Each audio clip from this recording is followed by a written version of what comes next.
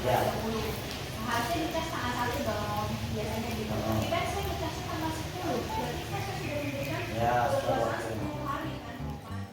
Seorang emak-emak datang ke kantor pemadam kebakaran bukan untuk meminta bantuan terkait kebakaran atau evakuasi. Kedatangan emak-emak ke Damkar Kota Depok ini hanya untuk curhat lantaran pengontrak tak membayar sewa dan enggan diusir. Dari video yang viral di media sosial, terlihat wanita itu sedang curhat dan anggota petugas Damkar Sukmajaya Kota Depok yang sedang bertugas pun menyimak dengan seksama. Komandan Regu Damkar Pos Merdeka Kota Depok, Nirawan, mengatakan ia tak mengira kedatangan emak-emak tersebut. Ia sempat mengira ibu pemilik kontrakan datang meminta bantuan penanganan kebakaran atau evakuasi. Namun setelah ditanya, ternyata ingin curhat ke petugas damkar terkait pengontrak yang sudah 6 bulan belum membayar uang sewa rumah miliknya yang berada di kawasan Cisalak. Ibu-ibu datang untuk curhat ke damkar itu gimana sih, Bang? Kronologinya ya. Ya awalnya dia datang ke pos damkar Depok di pos Merdeka. Awalnya dia datang sendiri itu naik ojek online. Saya kira juga pas saya temuin itu, saya tanya ada apa, saya kira itu laporan tentang kejadian hal evakuasi ataupun kebakaran. Tadinya begitu. Ternyata pas saya tanya seperti itu, dia jawab, enggak Pak, enggak ada kebakaran sama evakuasi. Tapi saya datang ke sini ingin curhat aja, kata dia gitu. Saya bilang, dia tanya, curhat tentang masalah apa ya Bu?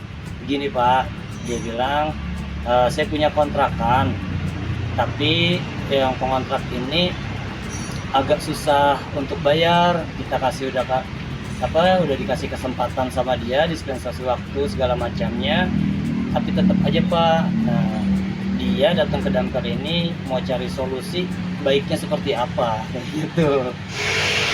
Terus Berapa lama Bang yang ngontrak itu Pak? Menurut keterangan? Menurut keterangan si korban itu dia ngontrak tahunan ya. Tahunan itu tapi perjanjiannya 2 kali bayar per semester di awal bulan kayak gitu. Nah, penunggakannya ini terjadi di semester kedua kayak gitu. Jadi baru 6 bulan loh kalau menurut keterangan si ibu. Sempat ditanya nggak sih kenapa kepikiran datang ke damkar? Nah, tadinya memang yang awal saya tanya itu. Saya tanya kenapa ibu datang ke damkar gitu. Dia bilang tadinya saya bingung Pak, mau harus kayak gimana lagi. Terus dia bilang tanya-tanya sama temennya harus bagaimana lagi. Temennya ngarahin itu, coba lu datang ke damkar, minta solusi, masalah kelar kayak gitu. Dibilang temennya. Pada akhirnya ya dia mutusin untuk damkar gitu. Cuma memang ketika dia curhat ke sini pun karena kita sadar bukan ranahnya kita, bukan tupoksinya kita untuk terlibat dalam masalah itu. Akhirnya kita arahkan ke yang punya wewenang seperti itu. Dia bilang memang sudah menempuh jalan ke sana kemari, dia bilang gitu.